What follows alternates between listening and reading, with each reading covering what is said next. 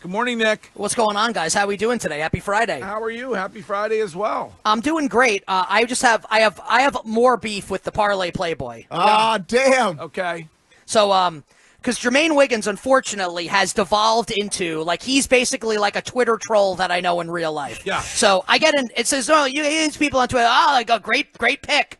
I get an Instagram DM. It's not even like, do we follow each other on Twitter? Like, you can have my cell phone. We don't have to DM me on Instagram. I do Instagram. I'm more okay, that's Instagram. okay. He doesn't like to text us either. That's fine. He was blaming you for last No, week. I wasn't. Yes, you were. No, I wasn't. You were Wait, on here Monday. You were blaming him on Monday. So I get a DM from like the body is not even cold yet for the Giants against the Panthers in Germany. I get a DM. I don't even. It was something. It was like Twitter, like ChatGPT, like write a troll tweet about a losing bet. It was like great call with the Giants, dude. Something like that. It was all in caps. I effing hate the Giants. I do So too. anyway. That was I jumped on Nick's thing. Me too. I picked the Giants. And I gave you the Patriots, man. You were gonna lose anyway. You took the Bears. I took the Pats. I took the Pats. And you were spot on last week because I didn't want to bet the Broncos-Chiefs game, and you said, okay, if you want to bet the Broncos, don't do the money line, take the points. And you were right with that. Well, actually, I think you may have been right with that because they should have won the game. I got the good result, but that was a really good call by you, honestly. Thank you. I hate the Giants. I would love to see do Dion and Shador in New York next Oh, year. no, we're not. We don't. No, our ownership's way too dumb to do something like that. Unfortunately. So I don't parlay playboy. Yeah. I don't know, man. What is Hugh Hefner still alive and kicking? No, Hugh's gone. I think the parlay playboy might be dead too. No, we still got How life. can you be a playboy if you've yet to win a single parlay? That's my question for the playboy. I mean, at least the princess has won a couple. I won two. Yeah, Wiggy. Yeah. Yeah, man. Well, But Wiggy's taught me everything I know. I'm so. giving advice, Nick. Listen, it was a DM to you, and it wasn't like publicly, so it was more of like. Which almost made it worse, because I could at least gotten some clout if you had done it publicly. This was more just like a needle to me while I'm sitting on my couch. It's your Giants against Carolina. Yeah, who we suck, stinks. man. Yeah, we suck, dude. I don't know what you want me to tell you. We're horrible. Nick, what are you doing when it comes to Pats Rams and that number being 5? Oh, man, a couple of Super Bowl rematches here. Patriots going to cheat in this one or no against the Rams? So Rams are 4.5-point road favorites. I kind of think the point spread's right. There are conflicting opinions on this game. I've talked to some people that I really respect who think Matthew Stafford might nuke this Patriots defense. And look, last week, the Bears are terrible, obviously, and the Patriots had 9 sacks. How much of that had to do with how bad the Bears are? Like, was that more Patriots good? Or was it more Bears bad? Or, like, what was the combination of those two things? The way that I will choose to play this game, though, and it's not one of my favorite bets, I think kind of same thing, guys, as last week.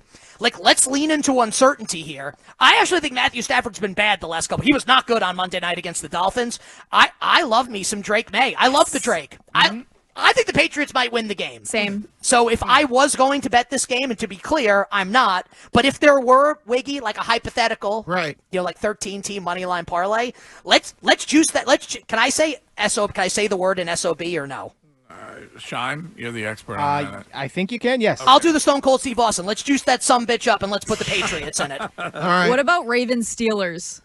I love the Ravens. Oof. Love Baltimore. I don't. Well, you can yell. I can be wrong. I loved the Eagles last night, and the corollary between the two. And the Eagles' point spread moved to 4.5.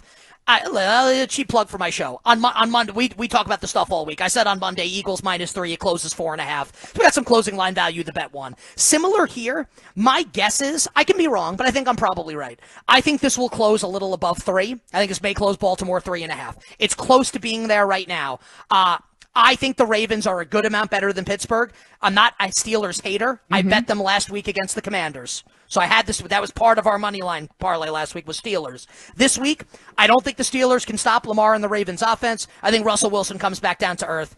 Give me the Ravens laying the 3, and in a hypothetical money line parlay, let's put the Ravens in it. All right, I got the Ravens. I can ask him 2 parlays to close me out for my 13-legger. What if Greg said no? I mean, then I would not ask him. Kansas City at Buffalo, and I took Buffalo, and then Cincinnati. Why? Hold on. You could change my mind, and then Cincinnati. No, but I want to know why you think it's a good idea to bet against Patrick Mahomes. Because I love the way Josh Allen is playing this year. I think he's going to be I think he's the MVP. I love what he's doing. I think that Buffalo team, just for some reason, he's got them on his back. So that's why I'm leaning towards him. The offense is struggling a little bit, KC. They're going to be on the road, hostile environment.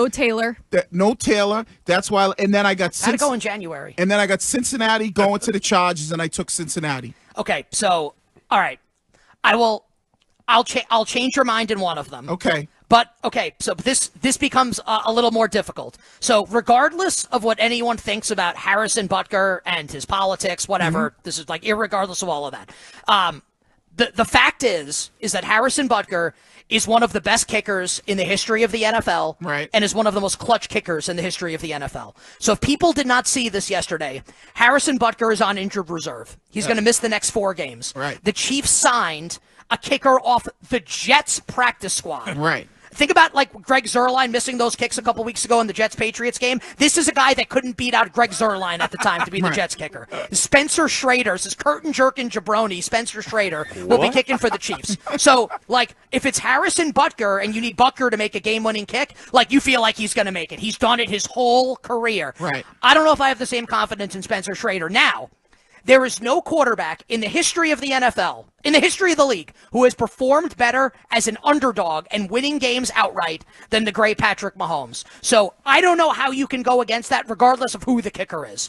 I used irregardless and regardless. One of those is certainly incorrect. Chiefs money line. So let's take the Chiefs. Okay. I do, Wiggy. I make my point spreads in the NFL.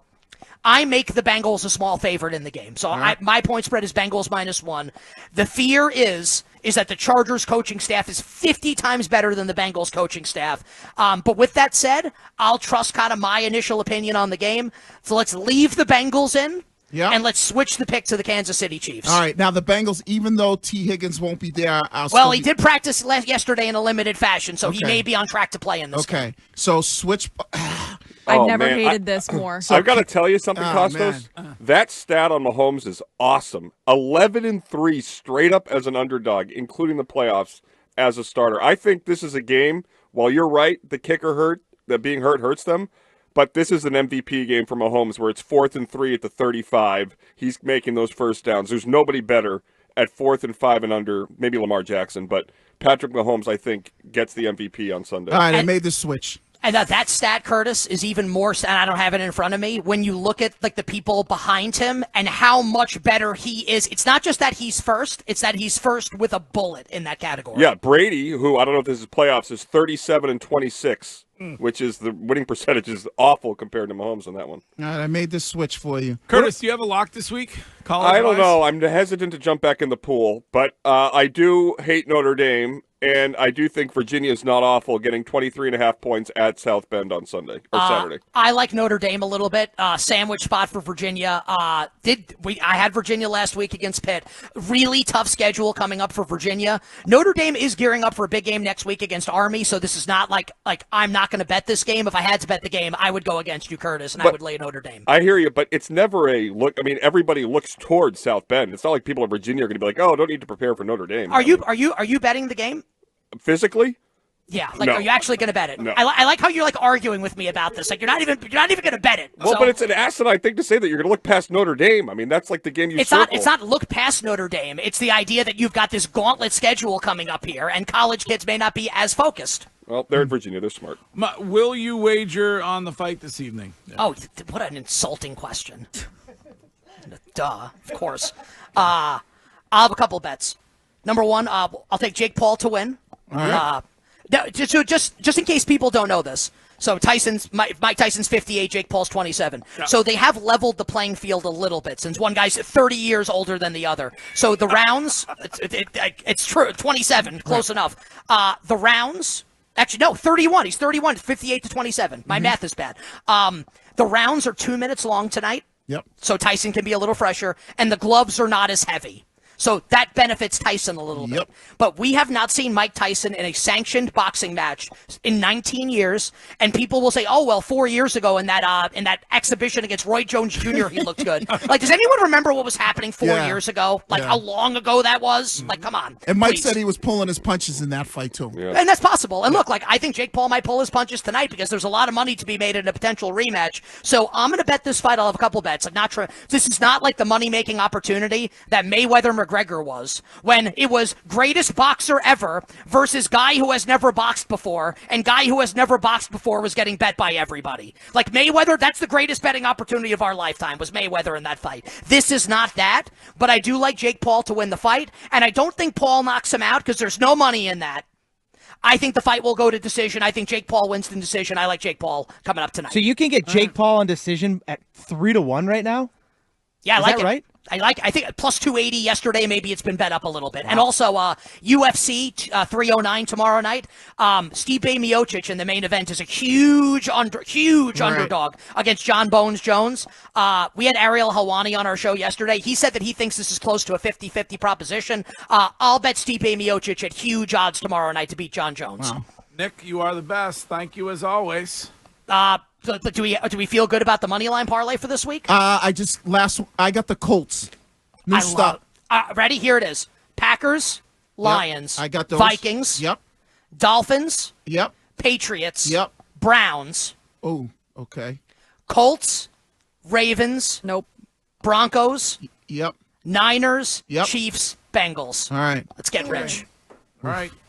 That is the host of You Better You Bet, an Audacy sports betting insider, Nick Kostos. And are you wishing anything for us before you go? Yes, I am wishing for Jermaine Wiggins to not DM me if the bet loses on Sunday. Wishing everyone minimal sweats when he bets the absolute very best of luck.